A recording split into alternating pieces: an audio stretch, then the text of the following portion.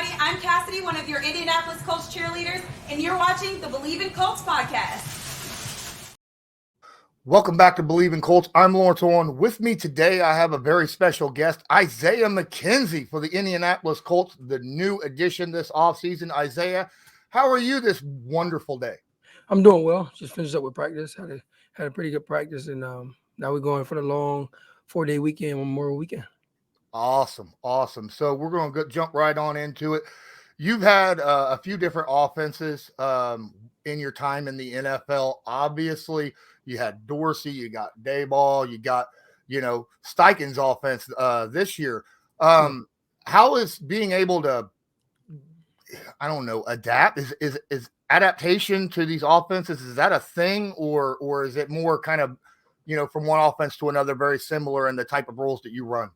I would say, well, in Buffalo, it's kind of the same every year. You know what I'm saying? Little tweaks here and there, but more the same playbook. But being here with the Colts is a little different. Terminologies are different. So I got to get used to the terminologies. Some of the route concepts are still, the same. I just got to get the Buffalo terminology out of my head. Like I was saying, terminology is everything at this point for me. As far as, just it's not much thinking for me because I kind of know concepts. I'm more than anything, I know the concept. I just gotta, like I said, the terminologies and things like that. But I'm getting better at it each and every day, and going through the plays and getting familiar with the words and stuff. Okay, all right. BetOnline is your number one source for all your basketball info, stats, news, and scores. Get the latest odds and lines and the latest matchup reports for this year's NBA playoffs. BetOnline is your sports intel headquarters this season, as we have you covered for all the insider sports wagering needs, from basketball, MLB, NHL, hockey, golf, to UFC and boxing. The fastest and easiest way to get your info, including live betting options and your favorite casino and card games, available to play right from your home. Get into the action today and head over to the website or use your mobile device to join. And be sure to use our promo code BELIEVE, that's BLEAV, to receive your 50% bonus on your first deposit. Bet online, where the game starts. Another question, new NFL kickoff rule. I know that special teamers are very vocal about this one way or the other, generally one specific way. I'm just curious your opinion on the new kickoff rule, where any fair catch inside the 25-yard line is now spotted at the 25-yard line. I don't know how I feel about that. It's just it goes. I think colors does the same thing, right? And it's just like I feel like it should be earned. Hey, get it to the 25 to 30, and it should be earned. Like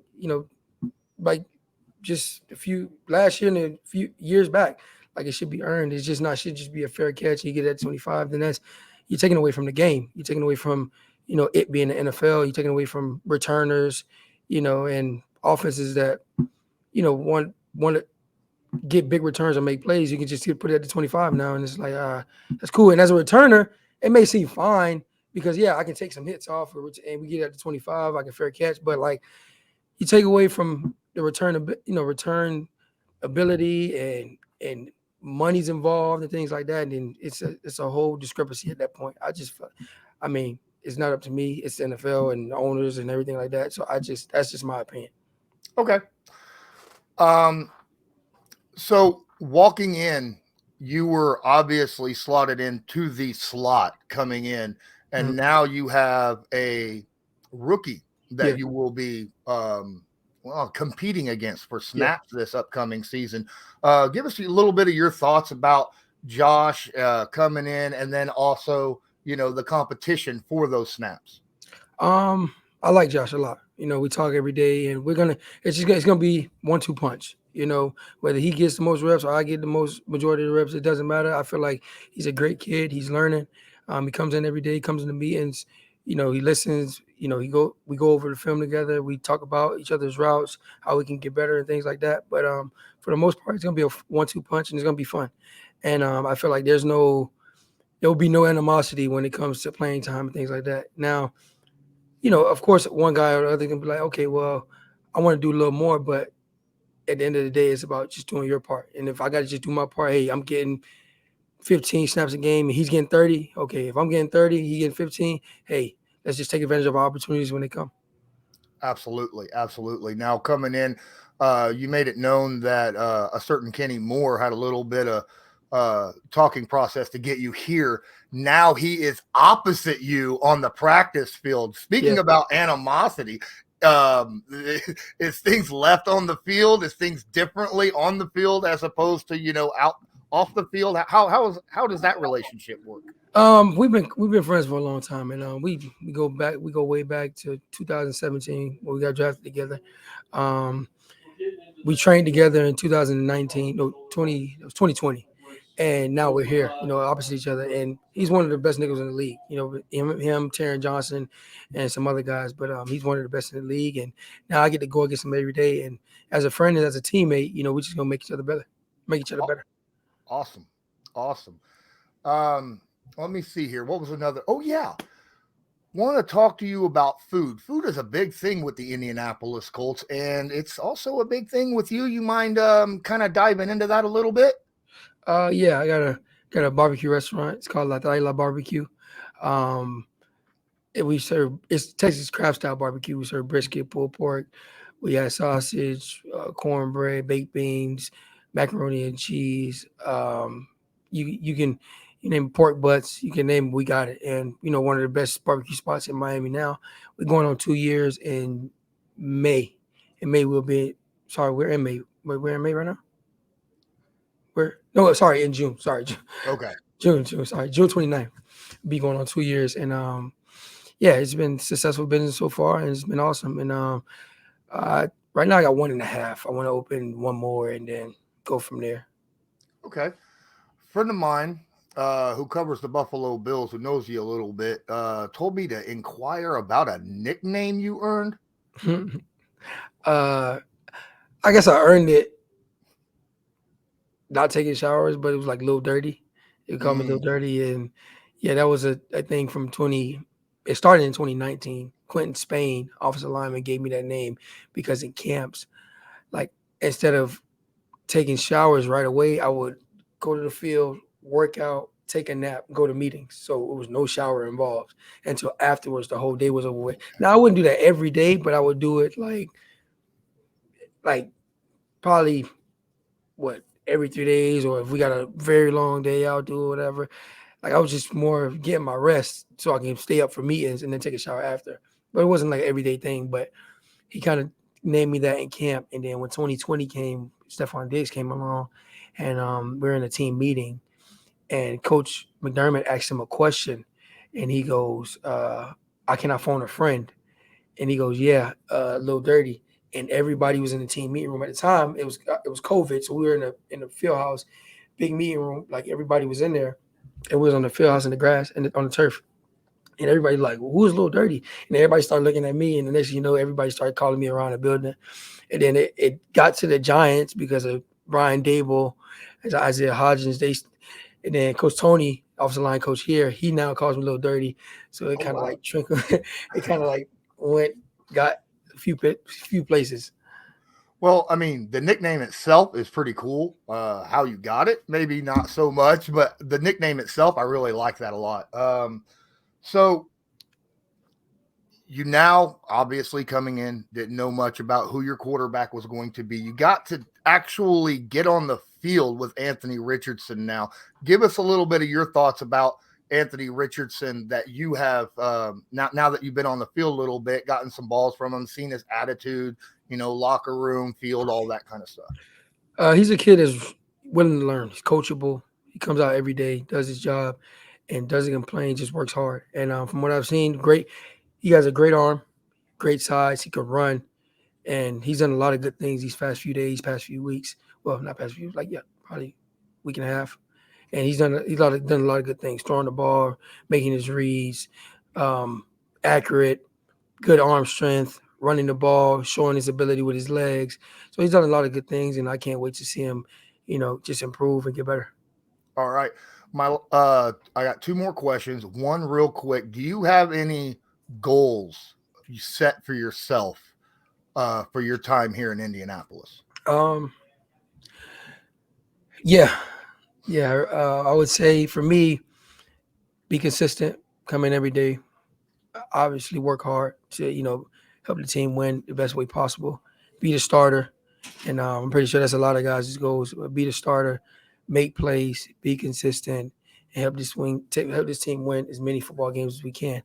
Um, Along with that, just being a good teammate in the locker room, helping the rookie quarterback, helping the rookie slot and downs, and just like I said, be a good teammate, be consistent, and help this team win the best way I can. I'm not worried about the money, the stats. They're gonna come if I do my job the best way I can and if I'm being consistent.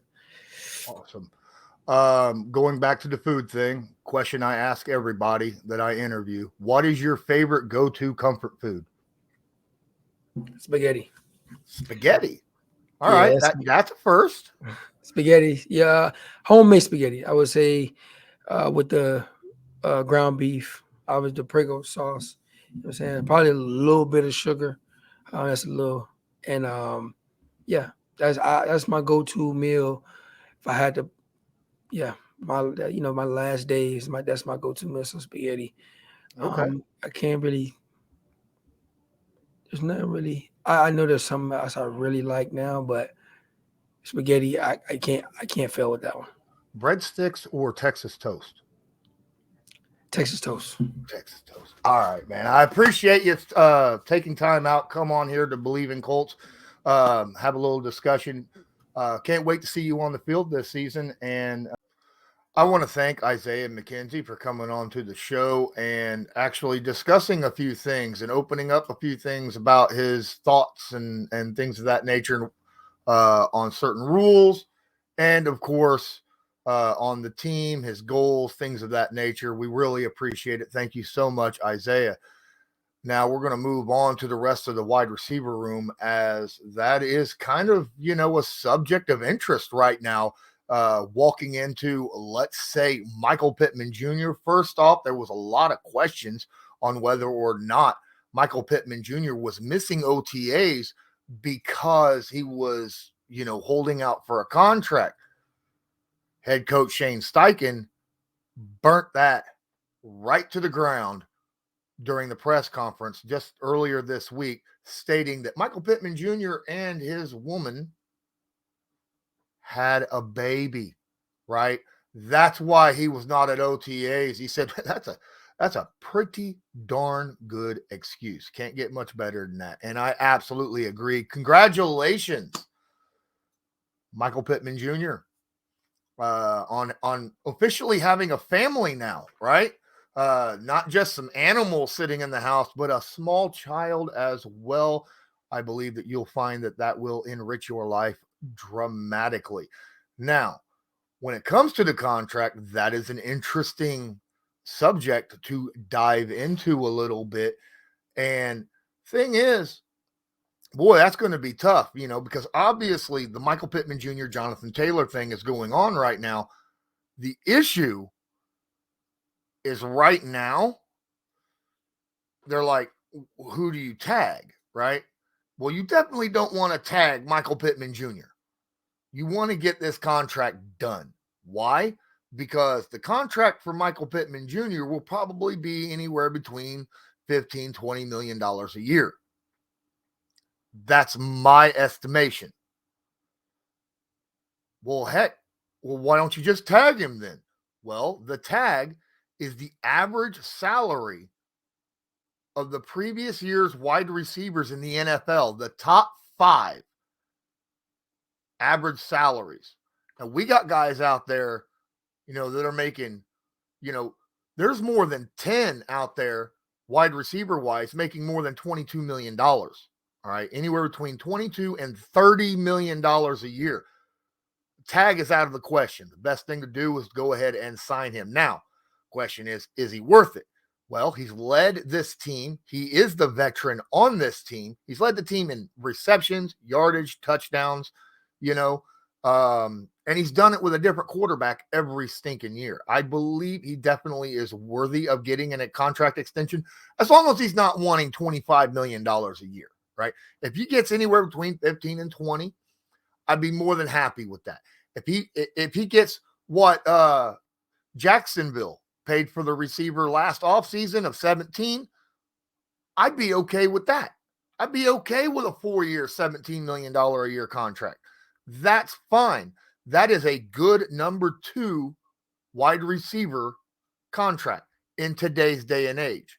You know, this isn't 5 years ago where $17 to $20 million is what the top wide receivers were getting paid. No. Top wide receivers right now are getting 25 plus a year.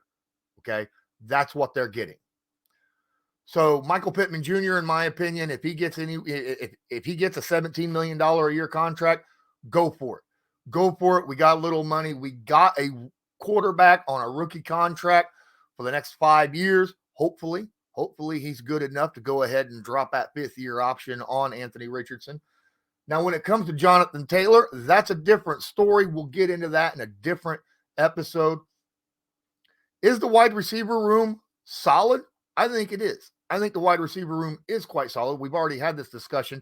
Josh Downs obviously was going to be competing with Isaiah McKenzie for those slot receptions. And then, of course, Alec Pierce on one side, Michael Pittman Jr. on the other. And then we have some depth out there as well, right? So this wide receiver room for the Indianapolis Colts, in my opinion, is actually perfectly well suited for this style of offense for the quarterback that they have, right? Anthony Richardson, Jonathan Taylor. This is going to be a run-heavy offense with a lot of RPOs. You're going to want wide receivers who can block, right? Alec Pierce working on his blocking. Michael Pittman Jr. is, known for fanatically loving to block downfield or at the line of scrimmage. He is a guy that is great at that. Michael Pittman Jr.'s backup as well is an incredible blocker off the line of scrimmage. So these wide receivers are going to be pivotal in the development of our quarterback.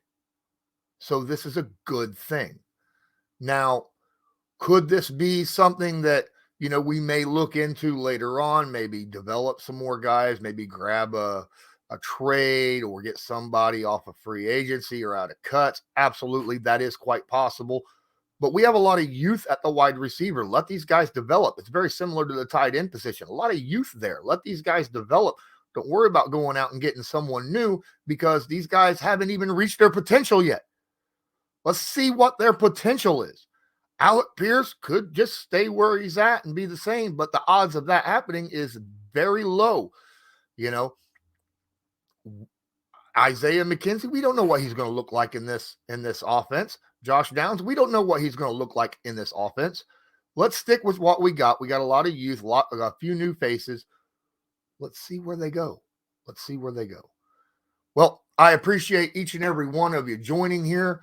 Let me know in the comments of the video what you think of the wide receiver room. And, are we set? What's your thoughts on Michael Pittman Jr. And his contract situation? Should we go out and get a new guy? Does Michael Pittman Jr., where would you be willing to pay him? Now, obviously, it doesn't matter because Jim Irsay, Chris Ballard, they're the ones that's going to be setting up this contract with Michael Pittman Jr. I hope Michael Pittman Jr. gets paid. To be honest, he's got a kid to feed now. Come on, guys. Throw him a bone. All right. Thank you so much. Until next time, I'm Lawrence Owen. This was Isaiah McKenzie. And as usual, go Colts. Do you believe